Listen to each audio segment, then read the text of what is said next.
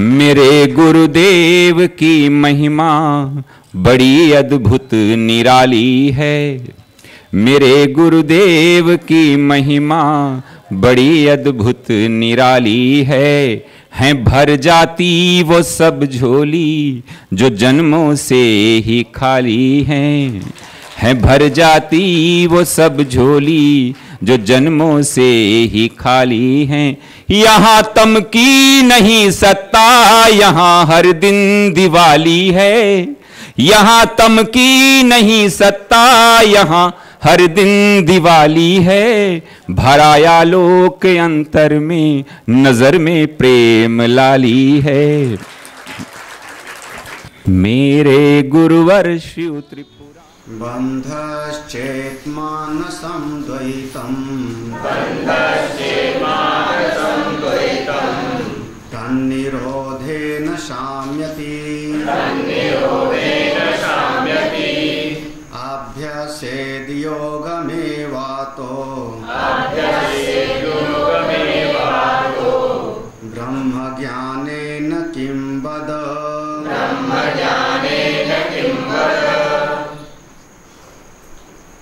एक तरीके से प्रश्न है, ये जिज्ञासा है किसी की। जब पूरा का पूरा इस विषय का निरूपण किया कि दो प्रकार की सृष्टि होती है, एक ईश्वर की बनाई हुई सृष्टि और दूसरी जीव की सृष्टि। दोनों के सिद्धांत को चित्त में थोड़ा अच्छी तरह से बिठाना चाहिए। सत्य एक है, उसमें तो कोई संशय नहीं है। एकमेव अद्वितीयम सत्यम ज्ञानमनंतम ब्रह्म, सत्य एक है। उस सत्य के साथ उसी की एक अनिर्वचनीय शक्ति, जिसको उससे अलग भी नहीं कह सकते हो, एक भी नहीं कह सकते हो, जब उसके साथ जुड़ती है तो हम उस शक्ति के साथ उस चेतन के जुड़ने को हमने नाम दिया ईश्वर। उस शक्ति का दो स्वरूप है, शुरुआत में याद आया होगा। एक उसकी माया शक्ति है, जगत की उत्पत्ति करने की शक्ति है, निर्मित करने की शक्ति है, और दूसरे उसकी मोहित करने की शक्ति है। बिल्कुल स्पष्ट है वहाँ पे। एक जगत की उत्पत्ति करने वाली माया शक्ति, और उसी की एक शक्ति है जो मोह में डाल देती है। बिल्कुल रामचरितमानस की वो चौपाई बिल्कुल सटीक है, यहाँ से मिल जाएगी। तेहि कर भेद सुनो तुम सो, पर और अपर अविद्या दो। एक रचय गुण गण बस जाके, प्रभु प्रेरित नहीं निज बल ताके। और एक दुष्ट अतिशय दुख रूपा, जा बस जीव परा। ये है, आप उसको अपर पर कह लो, हम उसको यहाँ पर कहते हैं जो मोहित करने की शक्ति है उसका नाम देते हैं अविद्या, और जो सृष्टि की रचना करने की शक्ति है उसको हम नाम देते हैं माया। अब उस शक्ति के दो भेद हो रहे हैं। हमने इस बात को अपने दृष्टांत में कई बार तरीके से समझाया था। तो जब वही चेतन उस माया शक्ति के साथ जुड़ करके सृष्टि को बनाता है तो उसको हम कहते हैं जगत। और जब वही चेतन उस मोहात्मिका शक्ति के साथ जुड़ करके सृष्टि होती है अविद्या के साथ, तो उसको हम कहते हैं संसार। दोनों का ये मूल भेद था। अविद्या उपहित चेतन से जब कुछ चीज बनता है तो वो होता है संसार, जीव सृष्टि। और माया उपहित चेतन से जब कुछ बनता है तो माया उपहित चेतन से 5 महाभूत बने, आकाश वायु अग्नि जल पृथ्वी। उससे वनस्पतियां बनी, औषधियां बनी, फिर उससे 4 प्रकार के प्राणी बने, नाम रूपात्मक जगत बना। जो नाम रूपात्मक जगत बना, लोक परलोक बने, ब्रह्मांड बना, 14 भुवन बने, वो सब का सब जगत है।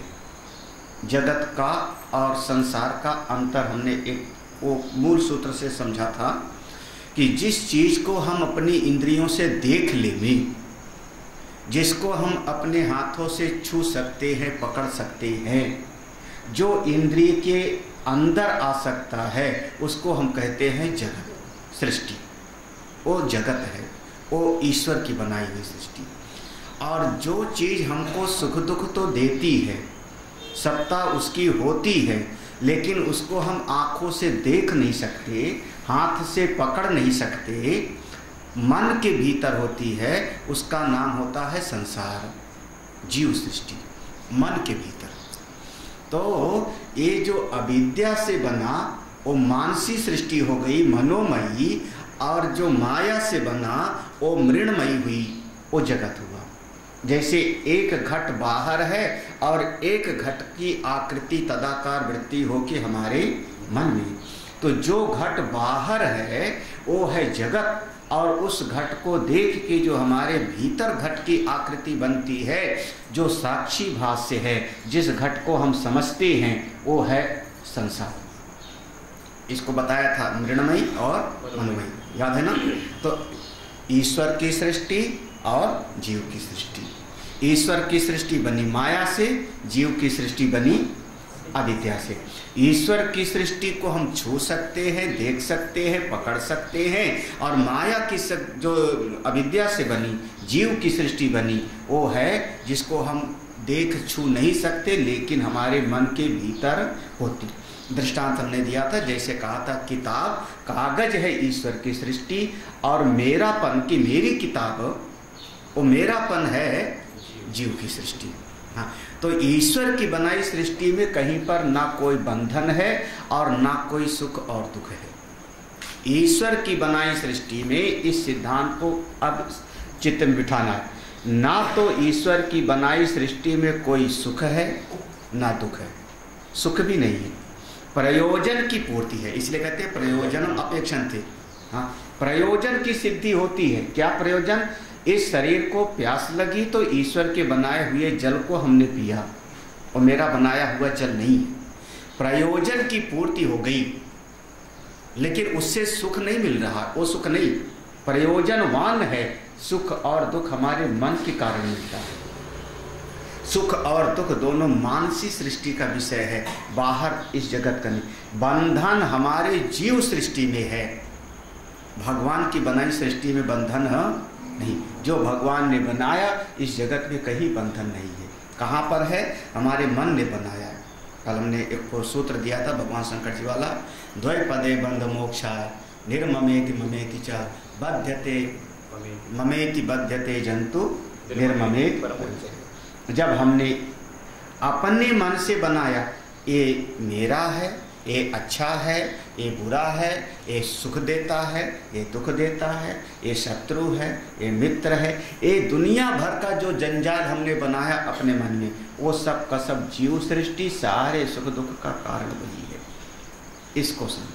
पूछने वाले ने एक बात पूछी कि अगर आप कहते हो कि सब कुछ मन में ही है, सुख दुख बंधन सब कुछ मन के ही कारण है, मन में है, जीव सृष्टि में है, भगवान की बनाई सृष्टि में जो है ना सुख दुख और ना ही बंधन मुक्ति है, तो हम इस मन को शांत कर ले में, अगर हम मन को शांत कर ले में, तो ये हमारा सुख दुख और बंधन भी खत्म हो जाए। वो पूछ रहा है बंधश्चेत मानसम द्वैतम।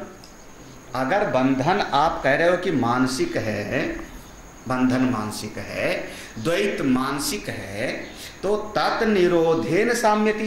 तद मान को, अपने मन को अगर हम शांत कर ले, निरोध कर ले, कि जैसे कि योग दर्शन में कहा है, मन को शांत कर दे, चित्तवृत्ति को शांत कर दे, तो साम्यति, सबका सब शांत हो जाएगा। जितना राग द्वेष का पसारा है सबका शांत हो जाएगा। तो और मन कैसे शांत होगा? अभ्यसेत योगम, योग का अभ्यास करें। जितना हम योग का अभ्यास करेंगे, जैसे कि हमारे महापुरुषों ने योग का दर्शन दिया है कि ऐसी साधना करो, यम नियम आसन प्राणायाम, और धीरे धीरे मन आपका सध जाएगा, मन शांत हो जाएगा। जब सारा बंधन सुख दुख मन में ही है। तो जब मन शांत हो जाएगा तो सारा बंधन सुख दुख भी खत्म हो जाएगा। तो ब्रह्म ज्ञानेन किम, तो ये कितना जो पढ़ा रहे हो कठिन कठिन, इसकी क्या जरूरत है? हाँ? जो समझ में नहीं आ रहा है, हम सो भी रहे हैं, बैठे भी हैं, झेल रहे हैं। ब्रह्म ज्ञानेन किम, क्या जरूरत है इतने ब्रह्म ज्ञान की? बात तो बढ़िया पूछी ना, आपके काम की कि नहीं? आखिर आपके ब्रह्म ज्ञान की जरूरत क्या है? अगर आपने कहा सारा सुख दुख मन का है, बंधन भी है हमारे मन में, मैं और मेरा भी है हमारे मन में, तो ईश्वर की सृष्टि में ना बंधन है, ना सुख है, ना दुख है, तो सब मन में है। तो मन को रोक लो, मन को शांत कर लो, सब खत्म। और मन को शांत करने का उपाय पातंजल मुनि ने बताया है कि खूब अभ्यास करो, साधना करो, तो मन शांत हो जाएगा, तो सुख दुख भी शांत हो जाएगा। तो फिर हम काहे के लिए फिर इतना सारा का सारा पढ़ें? रस्सी सांप घटाकाश मठाकाश, आकाश वायु अग्नि जल, और कितना उसमें था, सदैव सौम्य इदम अग्रे आसीत एकमेव अद्वितीयम, उस पर इतना 3 दिन तक हम लोगों ने पढ़ा उसको, है। फिर सत्यम ज्ञानम अनंतम ब्रह्मा, वो सत्य है, उसको तो दिन में समझ पाए और समझ भी पाए और सबका सब भूल भी गए। वो जो आकाश का चिंतन जब चला था, 2 दिन चला था ना हम लोग, आकाश सत्य है, उसी में सबसे ज़्यादा दुखी हुए थे ना। तो सुना भी, पढ़ा भी, कमरे में भी पढ़ा, सुना भी, पढ़ने पर समझ में नहीं आया, थोड़ा सुना तो थोड़ा सा उसका भाव खुला, और जब वो विषय आगे बढ़ गया तो वो सबका सब मन से भूल भी गए। मैं इस पर जो है इतना भ्रम में नहीं हूँ कि तुमको सब याद है। बिल्कुल इतने भ्रम में नहीं कि सब याद है, और धीरे धीरे सुनते रहेंगे तो कभी न कभी आवेगा। तो हम अगर मन को शांत कर लें तो सब सारा का सारा झमेला बखेड़ा खत्म। ये क्या जरूरत है कि इतना ब्रह्म ज्ञान को हम सुने, जीव और ईश्वर की एकता को हम विचार करें, वो 3 लक्षणा लगावें, जहती लक्षणा, अजहती लक्षणा और भाग त्याग लक्षणा, यही था ना। फिर वो जीव के भीतर 3 चीजें होती हैं तो उसका प्रत्यय बनता है ठीक ठाक, अदृष्ट, संस्कार और अभ्यास, तब उसके प्रत्यय होता है, सजाती वृत्ति प्रवाह होता है साधना का। ये सब ब्रह्म ज्ञानी किम बद, बताओ बताओ, बद माने बताओ, आपके ब्रह्म ज्ञान से क्या फायदा? तो अगला श्लोक अब उत्तर देते हैं। एक प्रश्न है बढ़िया, एक देखो प्रश्न हमारे से मिलता जुलता है ना, इसलिए जो तात्कालिक द्वैत शांतो आप्यागामी च निश्चयः ब्रह्म ज्ञानं विना न स्यात् इति वेदांत डिंडिमः।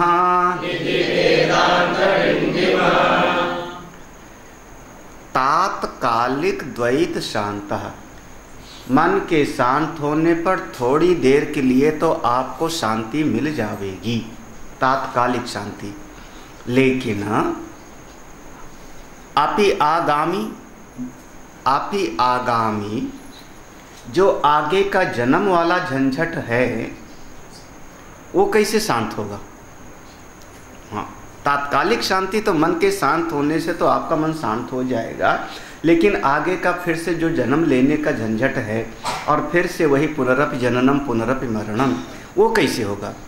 ब्रह्म ज्ञानम बिना न स्यात्, वो जो जन्म मृत्यु का चक्कर है इतना लंबा चौड़ा, बिना ब्रह्म ज्ञान के वो शांत नहीं होता। अब इस बात को समझो, पहले भी ये प्रसंग आया हुआ है कि ये जीव कब बना, जीव की उत्पत्ति कब हुई, ये अनादि है। याद है ना? अविद्या उपहित चेतन कब बना? क्योंकि अविद्या कैसी थी? अविद्या के 5-6 बताया था, अनादि, अनिर्वचनी, है ना, कारगम्य, अनिसत्व, याद है? हाँ, त्रिगुणात्मिका, ज्ञान निवर्त्य। तो वो जो अविद्या उपहित चेतन को तो हमने जीव कहा ना, याद है ना? तो अविद्या अनादि है, तो अविद्या में जो प्रतिबिंब पड़ा चेतन का, जिसको हमने जीव कहा, वो भी अनादि है। उसके बाद अनादि काल से एक जन्म मृत्यु के चक्र में पड़ा हुआ है और अपने अपने जीव के भोग के लिए सृष्टि बनी और जीव अनंत तमाम ओ योनियों में गया। कभी देवता भी बना, कभी दैत्य भी बना, कभी पशु भी बना और कभी जो है मनुष्य भी बना। और कई कई योनियों में इसने बहुत सारे किए कर्म। तो उन सारे कर्मों से 3 प्रकार के कर्म का विभाग हमने किया।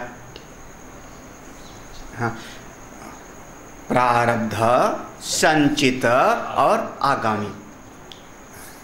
प्रसंग आया था, शायद समझ में आया होगा। हाँ, प्रारब्ध, संचित और आगामी। इसको समझने के लिए सबसे बढ़िया दृष्टांत हमको लगा, एक व्यक्ति ने खेत में परिश्रम करके अनाज पैदा किया। अनाज मिला उसको 10 कुंटल, 10 बोरा गेहूं प्राप्त हुआ। जो 10 बोरा गेहूं उसको मिला, वो है उसके कर्म का फल, परिश्रम का फल। उसने अपना 10 बोरा गेहूं ले जा करके और किसी के यहाँ पर जो स्टोर रूम है, गोदाम है, बखार है, वहाँ पर ले जा कर के जमा कर दिया। जैसे आलू जमा कर देते हैं कोल्ड स्टोरेज। जो जमा कर दिया उसने अपने कर्मों का फल, उसको हमने कहा संचित। वो क्या हुआ आपका? संचित। इकट्ठा किया ना। आजकल की तनख्वाह समझ लो, वो तनख्वाह जब बैंक के अकाउंट में चली गई आपकी 50,000, तो हो गया संचित। कहाँ गया? मेरे 1 महीने के कर्म का फल है, वो संचित हो गया। भोजन कराने के लिए घर में गेहूं नहीं, तो हम अपने उसी गोदाम में से गए और 1 बोरा गेहूं निकाल के ले आए, जिससे अपने बच्चों को हम खिलावेंगे। समझना इस बात को। जो 1 बोरा गेहूं वहां से निकाल के आप लाए, उसका नाम हो गया प्रारब्ध। अब उसको आप आटा पिसाए, खाए, खिलाए, है ना, वो है प्रारब्ध। लेकिन उस 1 बोरा गेहूं को जब हम घर पे ले आए, आटा पिसाने के लिए घर की ने खोला मालकिन ने, और उसको साफ करने लगी, तो उसमें से कुछ ऐसा हिस्सा निकाला पछोड़ने में सूप से कि कुछ हिस्से को निकाल के उसने बाहर के जमीन में फेंक दिया। या हमने उसको जो निकाल के जमीन में फेंक दिया, वो समय पा कर के फिर उगाएगा ना, समय पा कर के फिर उगेगा। तो जब समय पा कर के फिर उगेगा तो उसको हम कहते हैं आगामी। आगामी, आगे जो आवेगा, यहाँ पर शब्द था। हाँ, आप ही आगामी है ना, वो आगामी हो जाएगा। तो अगर अब देखो, ये 3 प्रकार के कर्म, वो जो आगामी हो गया आपका, वो फिर आपके जाकर के कर्म फल में इकट्ठा हो जाएगा, वो संचित में जाके मिल जाएगा। क्योंकि वहाँ पर जो आपने आगे वाला कर्म किया, वो आगे वाला कर्म अपना फल जा करके फिर संचित में इकट्ठा हो जाएगा। ये 3 प्रकार के कर्मों का जाल है संचित। संचित माने इकट्ठा किया हुआ, प्रारब्ध माने जिसका हम भोग कर रहे हैं, और आगामी माने भोग करते करते जो नया काम हम कर रहे हैं। अगर आपने मन को पूरी तरह से शांत कर लिया तो आगामी तो आपका बनेगा नहीं, क्योंकि कर्म को करने के लिए, नए कर्म को करने के लिए मन का संकल्प विकल्प चाहिए, मन की इच्छा कामना चाहिए, वासना चाहिए, तब आप नया कर्म करोगे। और मन को आपने कर दिया शांत, चित्तवृत्ति निरोध, तो आगामी तो अब आपका होगा नहीं, अगला वाला बनेगा नहीं। जो प्रारब्ध था आप लेके आए थे, ऐसे समझो कई कई जन्मों का सब इकट्ठा है, ढेर सारा, 84 लाख योनियों का ढेर सारा इकट्ठा है, 4-6, उसमें से इतना सा लेके आए प्रारब्ध 100 साल की आयु का, और इस शरीर में आकर के प्रारब्ध का भोग करते हुए, सुख दुख का भोग करते हुए फिर से नए नए कर्म कर रहे हो। तो अगर मन को शांत कर लिया तो आप गहरी नींद में जैसे हो, सुसुप्ति जैसे हो, तो आगामी करोगे नहीं, तो आगामी से छुटकारा मिल गया। और प्रारब्ध जो ले आए थे उसको शरीर भोग के खत्म कर लेगा। प्रारब्धम पुष्यति वपु, तो शरीर उसको भोग करेगा, भोग करके खत्म हो जाए, तो प्रारब्ध भोग के खत्म हो जाएगा, आगे का आगामी बनेगा नहीं। लेकिन वो जो ठोस ठोस भर रखा है संचित, नहीं समझ में आया? हाँ भाई, वो जो संचित रखा है, जब उसमें से फिर नया वाला बीज अंकुरित होने लगेगा तो 10-15 कर्म फिर अपना फल देने के लिए तैयार हो जाएंगे, तो जीव को फिर से उस कर्म का भोग, क्योंकि वो इकट्ठा किए हो नया, पहले आप ही ने इकट्ठा किया है, तो उसको भोगने के लिए फिर से तुमको नया शरीर धारण करना पड़ेगा।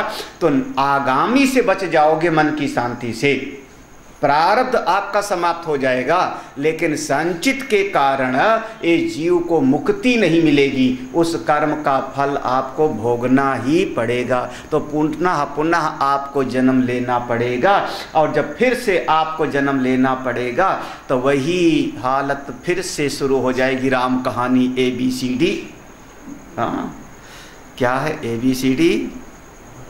हाँ, फिर गर्भ में जाओ, उसके बाद पैदा हो, उसके बाद कभी रो, कभी सुखी हो, कभी हंसो, फिर काखा गाघा पढ़ो, पढ़ते पढ़ते पढ़ना किसी को अच्छा लगता है, फिर से शादी विवाह होगा, फिर से बाल बच्चे होंगे, फिर से रोना गाना होगा, अच्छा फिर से होगा तो फिर से आगामी तो बनेगा ना, क्योंकि कोई गारंटी थोड़े कि अगली बार मन शांत हो जाएगा, है ना।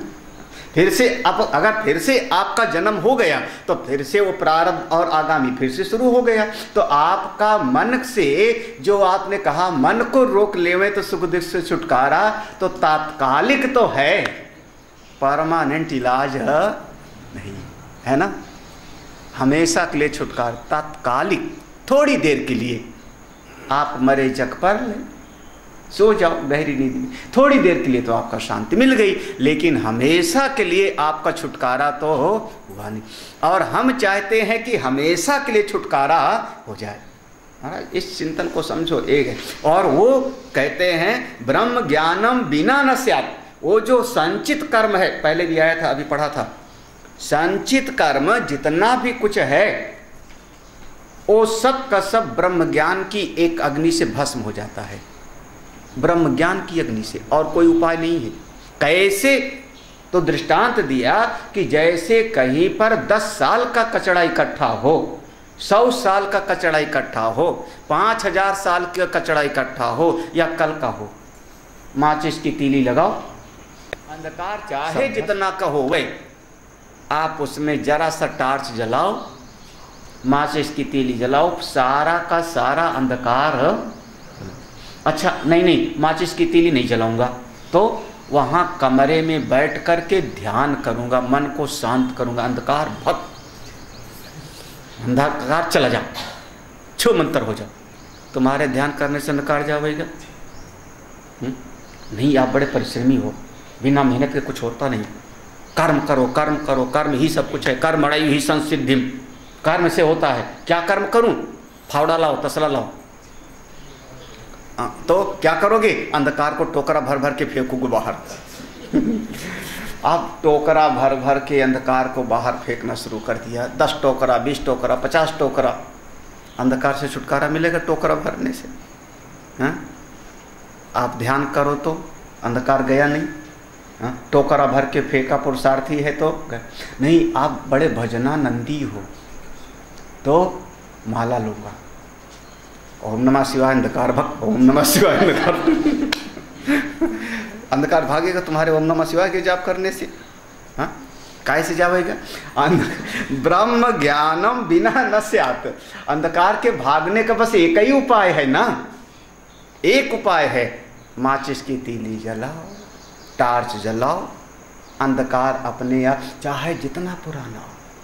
तो वो जो संचित कर्म है ना आपका, वो हम कह रहे हैं जैसे हजारों साल पुराना अंधकार है, संचित कर्म हमारा कई कई जन्मों की रखी हुई पोटली है, तो वो आपके चाहे मन को शांत जितना कर लो, तो मन के शांत करने से थोड़ी देर के लिए तो शांत होता है, लेकिन वो संचित कर्म का नाश नहीं हो। और संचित कर्म का फल भोगने के लिए जीव को दोबारा जन्म लेना पड़े, फिर से वही कहानी शुरू। तो इसलिए मन को शांत करने का जो बात तुमने पूछी थी वो बात सही नहीं। ठीक है ना? चला, अब अगले पढ़ूं। तो महाराज भगवान की कृपा है कि इसलिए ब्रह्म ज्ञान की महिमा है। हाँ, ब्रह्म भगवान की कृपा है, कम से कम आप लोगों को सुनने को मिल रहा है, नहीं तो सुनने को भी आजकल जो है दुर्लभ है। ऐसा नहीं कि नहीं मिलता, लेकिन दुर्लभ है। जैसे भगवान ने गीता में भी कहा ना कि थोड़ा कठिन हो गया है अब आजकल।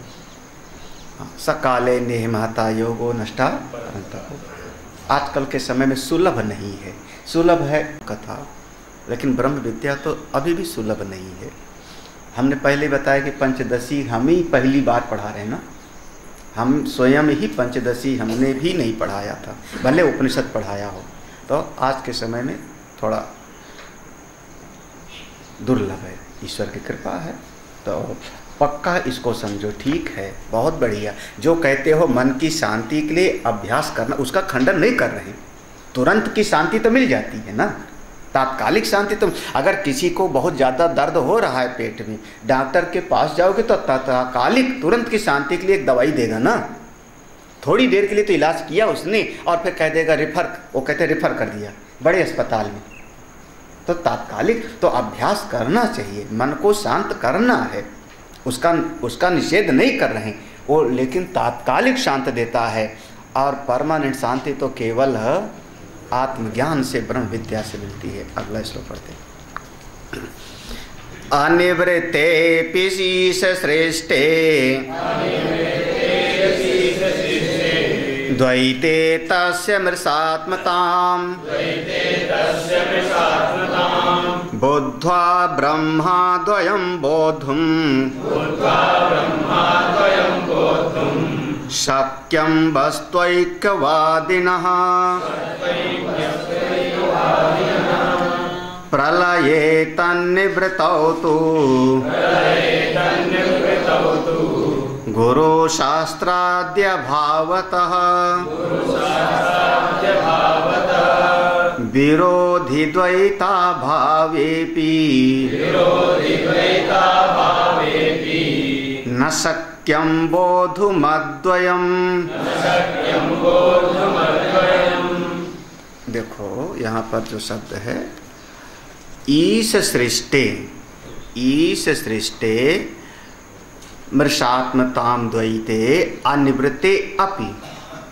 ये जो सृष्टि, ईश्वर की सृष्टि जो बनाई है, यहाँ पर ईश सृष्टि अनिवृत्ते धन अपि धन ईश, ये जो ईश्वर की बनाई हुई सृष्टि है, कौन सा है? तो मिथ्या है, तो झूठा, द्वैत है तो झूठा।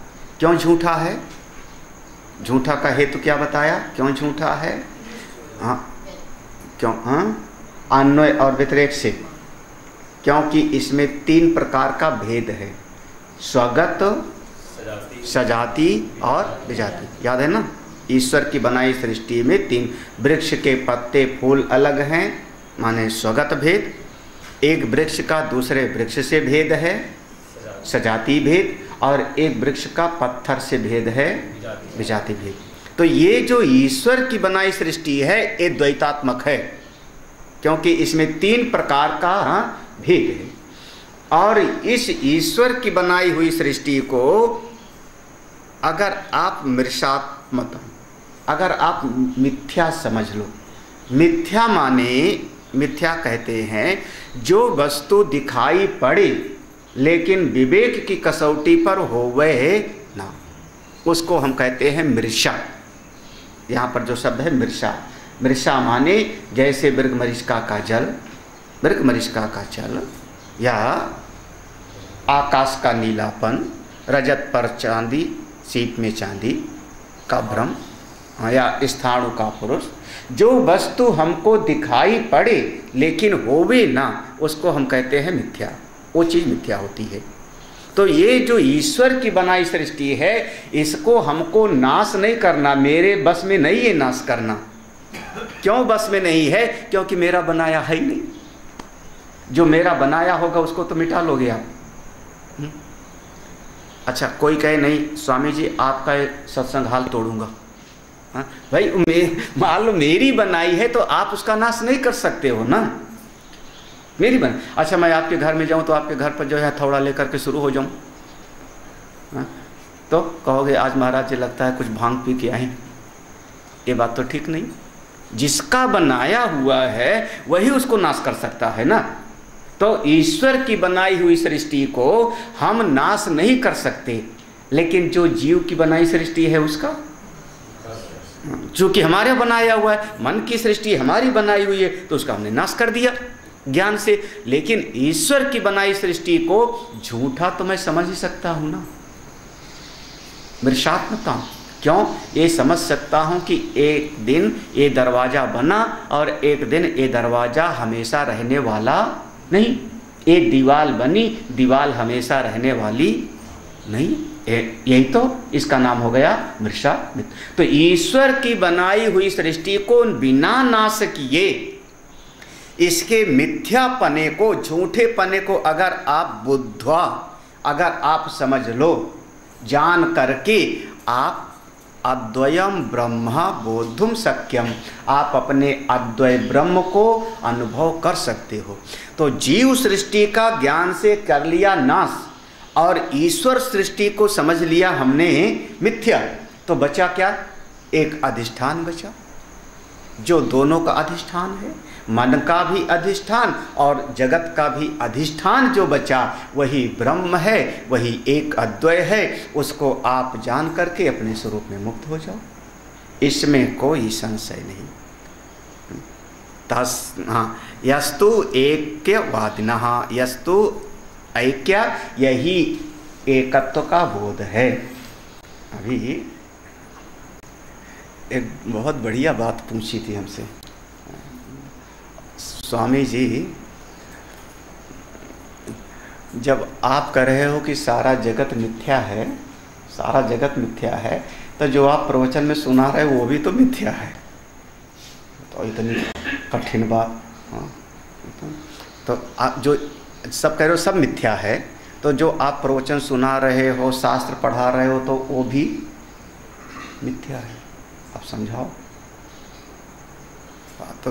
तो हाँ, इतना है कि जैसे मिथ्या मिथ्या से छुड़ा देता है, मिथ्या चीज शास्त्र भी सत्संग भी है तो मिथ्या, लेकिन वो हमारे बंधन को काट देता है। कैसे? जैसे सपना देखा हमने, सपने में डर रहा था मैं, काहे के लिए? मेरे पीछे शेर दौड़ा, मैं भाग रहा था। तो सपने में शेर तो हमारे सपने में है ना, झूठा ही है, सही तो है नहीं। लेकिन जब शेर ने दहाड़ मारी, जोर से दहाड़ा, हमारा दिल धक्क से किया और उस समय मैं जग गया। तो जब जगे तो जैसे जगे क्या हुआ? हमारा दिल को बड़ी तसल्ली मिली।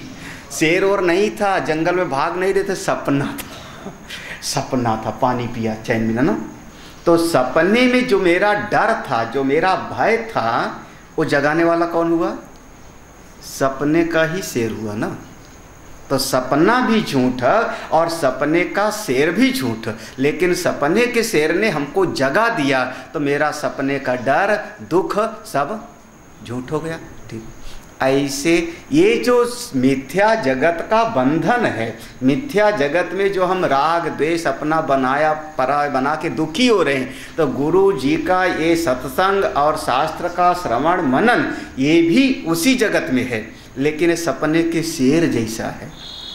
हाँ, इसके ज्ञान से, इस शास्त्र के ज्ञान से जब ये सारा का सारा जगत आप जग गए, हाँ, बिनु जागे दुख दूर ना जो सपन, जब जग गए तो समझ में आया कि हाँ, ये शास्त्र का श्रवण भी उसी जगत का हिस्सा था, मिथ्या का था, लेकिन हमारी समस्या उसने हल कर दिया, है ना।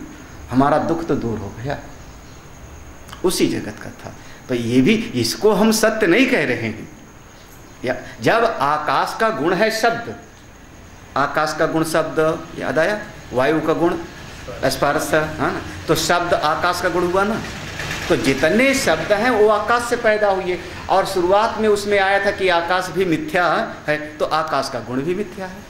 जितना शब्द बोला जा रहा है, लेकिन शब्द से जो ज्ञान प्राप्त हो जाता है वो हमारा कल्याण कर देता है। शब्द है झूठा और उस शब्द से जो अनुभूति होती है वो अनुभव हमारा उद्धार कर देता है। ज्ञान प्राप्त होने पर वो भी मिथ्या है, मिथ्या है बिल्कुल, लेकिन अनावश्यक नहीं है। मेरा हित किया उसने ना, मुझको 1000 बार मैं प्रणाम करता हूँ। क्यों? क्योंकि उसने मेरे जीवन की समस्या को सबको दूर कर दिया। तो हाँ, सुनने वाला भी मिथ्या है ये समझ लो तो ठीक है। हाँ, जो सुन रहे हैं वो मिथ्या है और सुनने वाला सत्य है, ये कहाँ लिखा है? अंतःकरण किससे बना? मलिन शब्द से, 5 महाभूत से, है ना। तो कान रूपी इंद्रिय किससे बनी? उसी 5 महाभूत के एक महाभूत से ना। तो सुनने वाला सत्य कहाँ से होगा? हाँ, बस गड़बड़ यही होता है। सारी दुनिया झूठ गड़बड़ी वही हो जाती है ना। जब सारी दुनिया झूठ भैया, तो आप भी उसी दुनिया के एक पार्ट हो ना। जब सपने का शेर झूठा तो सपने में डर के भागने वाला भी झूठा। याद करना, सपने में जिस रास्ते पर आप भाग रहे हो वो रास्ता भी झूठा। तो ये अपने आप को सत्य मत समझो। तो अभी से प्रश्न था कि अपने अनुभव को हम झूठ नहीं कर सकते। कौन से अनुभव को? जो अभी सुन रहे हैं, हाँ, तो इस समय जो प्रतीत हो रहा है, हाँ, ये हमारा अनुभव है। ये बुद्धि का अनुभव है कि तुम्हारा? बुद्धि का अनुभव है कि तुम्हारा? अभी आया था, ज्ञात्री ज्ञान और ज्ञे का भेद होता है त्रिपुटी, याद है ना। और अपना स्वरूप कैसा है? त्रिपुटी से परे अधिष्ठान स्वरूप है। बोध, ऐसा बोध है, बोध ज्ञात्री ज्ञे जो पहले से पढ़े हैं, याद है ना। तो इस समय आप त्रिपुटी में हो कि नहीं? जो अनुभव कर रहे हो त्रिपुटी में है कि नहीं? प्रमाता, प्रमाण और प्रमेय तीनों का चल रहा है ना यहाँ पे, है ना। प्रमाण कौन हो रहा है? नेत्र कान, नेत्र कान दोनों प्रमाण हो रहे हैं। प्रमेय हमारा शब्द हो रहा है ना। प्रमाता आप हो रहे हो। हमने तो कहा त्रिपुटी झूठ है, तो तुम अनुभव को, कौन से अनुभव की बात? और फिर दृगेव न तो दृश्यते, वो जो साक्षी है, हाँ, जो साक्षी है, जो आत्मा। कहाँ पूछते हो तुम बच्चों के प्रश्न? अनुभव तो सपने का झूठा हम खुद ही कर देते हैं अपने आप को। सपने का अनुभव हुआ, अनुभव अपना झूठा नहीं। हाँ, अनुभव तो सपने का अनुभव है, तो सपने का अनुभव तो तुम ही रोज कहते हो झूठ झूठ झूठ, बच गए बच गए बच गए। उसमें कौन सा अनुभव? कौन सा उसमें? कौन सा?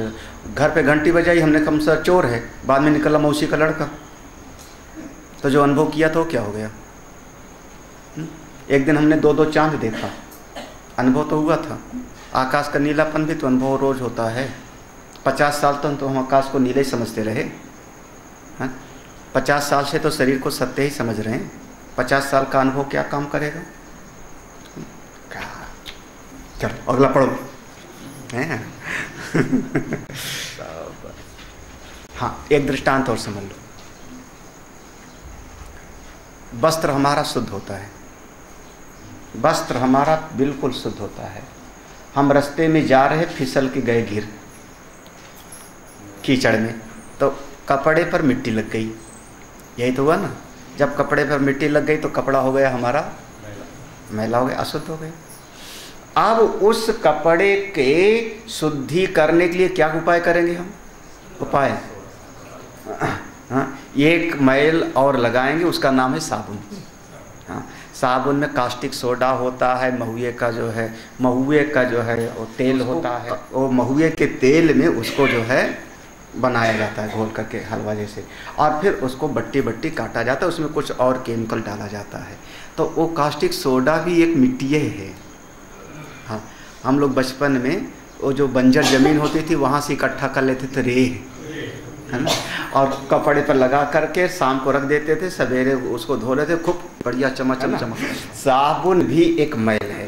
तो अगर मेरा कपड़ा गंदा हुआ, माने कपड़े पर मैल लग गई, मिट्टी लग गई, तो उस कपड़े को साफ करने के लिए एक मैल हमने साबुन का और लगा दिया, है ना, वो भी मैल है। पहले भी जो लगा था वो भी मैल, साबुन लगाया वो भी मैल, दोनों मैल। लेकिन साबुन ने काम किया कि हमारे कपड़े की गंदगी को सबको मिटा दिया। हम जब उसको पानी में धोए तो साबुन भी धुल गया और उसकी गंदगी भी धुल गई, कपड़ा मेरा शुद्ध हो गया। हाँ, अब ये मत समझना कि साबुन चिपका रह गया। वैसे कपड़ा धोने वालों की सबसे बढ़िया पहचान है कि कपड़े को आप धो करके तब तक उसको पानी में खंगालो जब तक उसमें से जो है वो बबल्स खत्म ना हो जाएं, जो झाग होता है। अगर झाग है तभी साबुन आपके कपड़े में लगा हुआ है जरा सा, ये नहीं कि साबुन लगाया और दोबारा से हिला करके टांग दिया। तो जो मैल ने मैल को धोया, है ना, बात हमारी वहीं पर है। ऐसे ही ये जो सत्संग सुनते हैं, सत्संग है साबुन, और संसार का जो कचरा हमने इकट्ठा कर लिया, राग द्वेष मोह वाला, वो सब है मैल। सत्संग उस मैल को धोता है और बाद में शुद्ध कर देता है। एक मन में नया बात आ गई, एक नया प्रश्न आया, महाराज एक बात बताओ, आपने बताया कि ये सृष्टि का जो उत्पत्ति होती है, तो जिसकी उत्पत्ति होती है उसका कभी न कभी नाश भी होता है। तो सृष्टि की उत्पत्ति का आपने वर्णन किया, 5 महाभूत पैदा हुए और ऐसे ऐसे सब पैदा हुए, तो सृष्टि का कभी न कभी प्रलय भी होगा। तो जब प्रलय होगा तो जितने जीव हैं सब अपने आप ही न मुक्त हो जाएंगे, हम काहे के लिए साधना करें? कभी न कभी तो प्रलय होगी। जब आप कहते हो उत्पत्ति स्थिति और प्रलय, तो जब कभी प्रलय होवेगा, जब कभी होवेगा तो प्रलय में तो हम अपने आप ही मुक्त हो जाएंगे, क्योंकि प्रलय में तो सब का सब 5 महाभूत जाके एक हो जाएगा। तो हम आज काहे के लिए साधना करें? इतना इतना हम पढ़ रहे हैं, इतना जाप कर रहे हैं, इतना तीर्थ व्रत कर रहे हैं, कुछ हो, प्रलय में तो अपने आप मुक्त हो जाएंगे ना। बढ़िया जमीन बात, ये बहुत बढ़िया बात है। एक ना एक दिन तो मुक्त हो ही जाएंगे, है ना। जब सब का सब जो है अव्यक्त से व्यक्त हुआ है, व्यक्त से अव्यक्त में चला जाएगा, है ना। जितनी चीजें हैं वो सब धीरे धीरे जो है असत में जा ही रही। तो फिर वो प्रश्न कहते हैं, बहुत बढ़िया, प्रलये तन्निवृतौ तु गुरु शास्त्राद्य भावतः विरोधि द्वैत भावेपि न शक्यं बोद्धुमद्वयम्।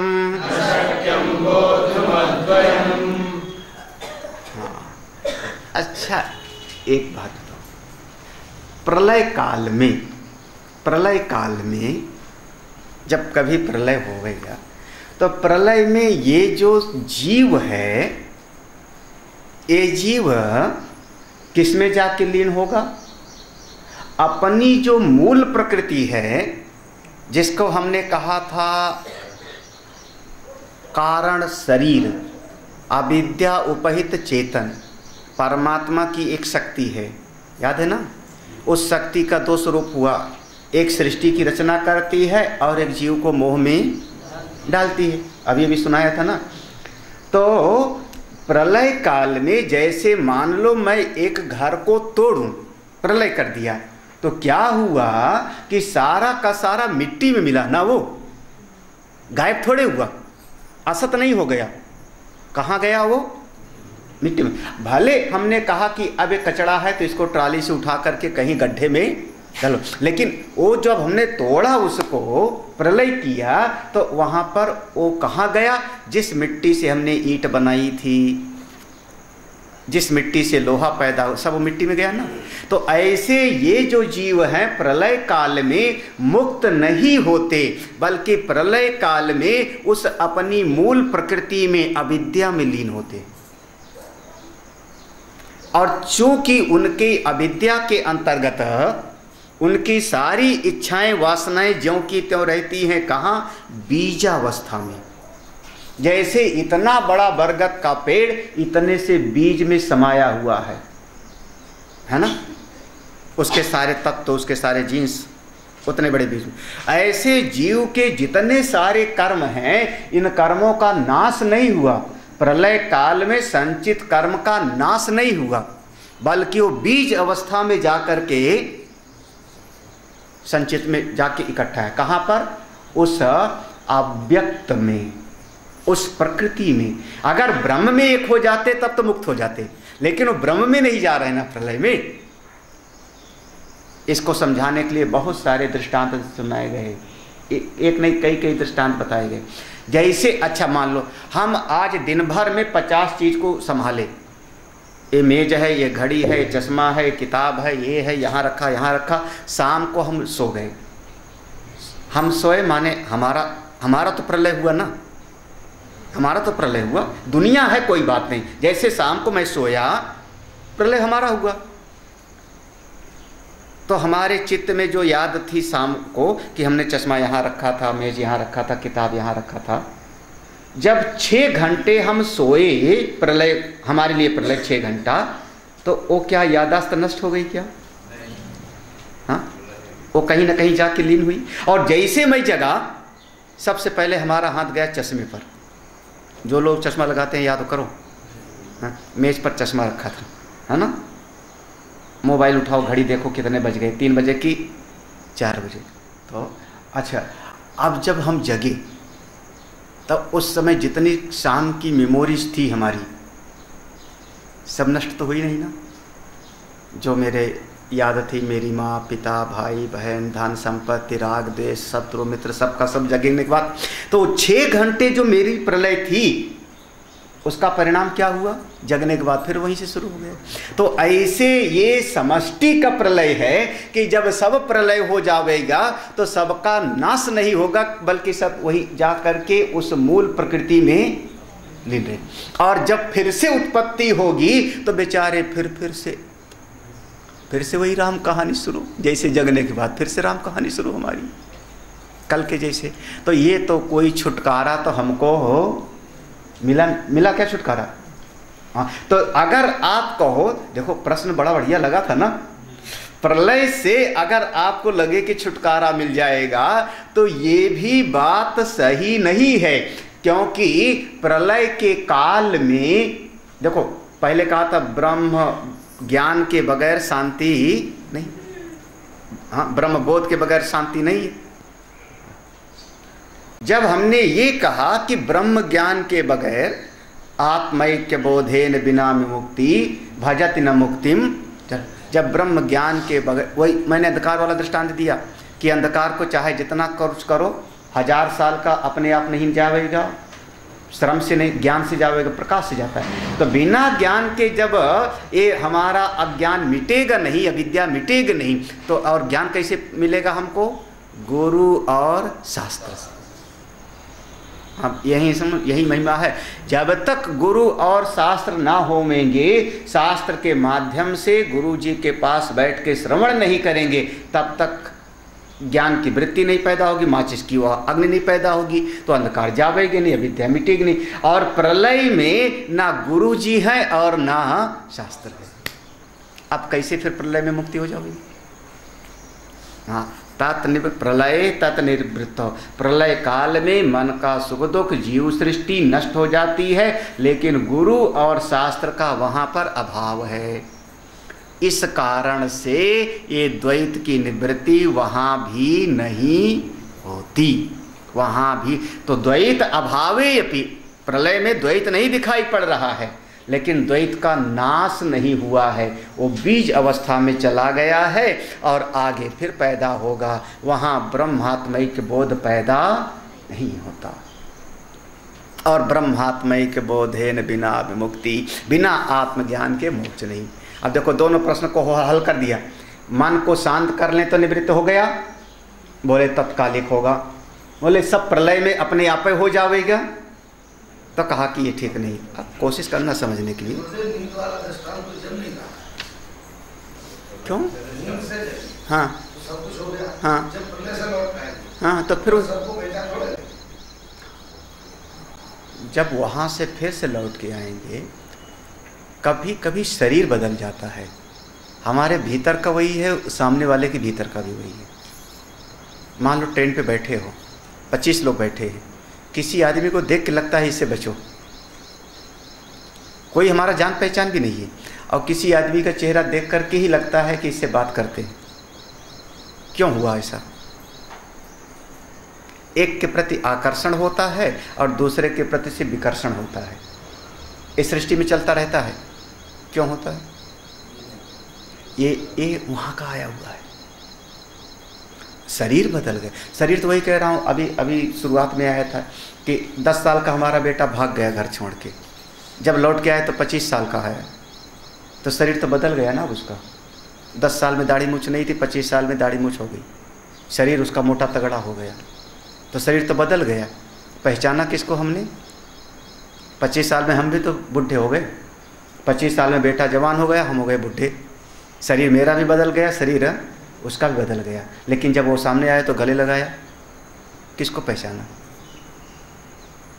तो ऐसे ही जब फिर से जीव आता है तो सब उसका संबंध दायरा फिर से बन जाता है। और यही तो सृष्टि है, यही तो यथा पूर्वम कल्पयत। अगला पढ़ो। अबाधकं साधकं च द्वैतमीश्वर निर्मितम् अपनेतुमशक्यं चेत् आस्तां तद्दुष्यते कुतः। देखो, ये जो भगवान की बनाई दुनिया है ना, भगवान का बनाया, जो हमने कहा ईश्वर की सृष्टि जगत, ये चाहे आपके लिए सहायक होवे चाहे आपके लिए विरोधी होवे। अबाधकम साधकम हुआ, ये बनाया तो हमारा है ही नहीं। हाँ, अब भाई मान लो सड़क पर जा रहे हो और पुलिस वाले ने डब्बा रख दिया, क्या करोगे? किसका रखा हुआ है? आपके बस में क्या है? आप उसको उठा करके हटाने जाओ तो मारेगा। क्या हुआ? तो बनाया किसी और का है, बनाया किसी का और है। तो चाहे साधक होवे चाहे बाधक होवे, है, उसको समझो, उसको समझो, और आप अपना भैया उससे बात करके बगल के रास्ते से चले जाओ। यही तो है ना, यही तो है ना। क्यों समझ रहे हैं? अब बात कब से? ईश्वर की बनाई हुई सृष्टि से ज़्यादा राग करने से क्या फायदा, ज़्यादा द्वेष करने से क्या फायदा? अब दीवाल है तो दीवाल है, अब उसको गाली क्यों दे रहे हो आप? द्वेष, हाँ, दुष्यते कुता, क्यों आप उससे द्वेष कर रहे हो? दीवाल है तो है, ईंट है तो है, आप अपना बचा करके निकल जाओ, अपना बचा करके चले जाओ। हाँ, ईश्वर की बनाई सृष्टि, मेरी बनाई तो है ही नहीं ना, तो क्यों द्वेष करना किसी से? भगवान का बनाया संसार है। हाँ, एक पशु बना है, एक मनुष्य बना है, एक देवता बना है, एक दैत्य बना है, एक रावण का रोल अदा कर रहा है, एक राम जी का भाव अदा कर रहा है, एक कोई ऐसा व्यवहार कर रहा है, दूसरा वैसा कर रहा है, सब भगवान का बनाया। चलो मौज करो, वही खाटू श्याम वाली दृष्टि, मौला खेल करें सब आप है, सब परमात्मा का खेल है। आज इस रूप में खेल कर रहे हैं, कल उस रूप में खेल कर रहे हैं। आज वो तलवार लेकर के काटने के लिए दौड़ रहे हैं, कल वो फूल माला लेकर के जो है प्यार करने के लिए दौड़ रहे हैं। सब कौन है? सब वही भगवान का है। अबाधकम साधकम, चाहे सहायक हो सृष्टि और चाहे सृष्टि चाहे आपके आगे बढ़ने में बाधक हो। इससे द्वेष मत करो, क्योंकि अपने तुम अशक्यम, आप इसको हटाने में समर्थ नहीं हो, आप इसको भगा नहीं सकते हो। वही मैं कह रहा हूँ। अब भाई मेरा बनाया हुआ है, मेरी बनाई हुई इमेज है, आप इसको हटा के दिखाओ। हमने रखा है ना, हमने रखा है, तो आप कैसे हटाओगे? आप कैसे हटाओगे? हम कहें कि ऐसा बनाओ तो आप कर लोगे। अपने तुम अशक्य, बड़ा बढ़िया शब्द है, देखो ना, अपने तुम अशक्य। तो भगवान की बनाई सृष्टि है ना, ईश्वर की बनाई सृष्टि है।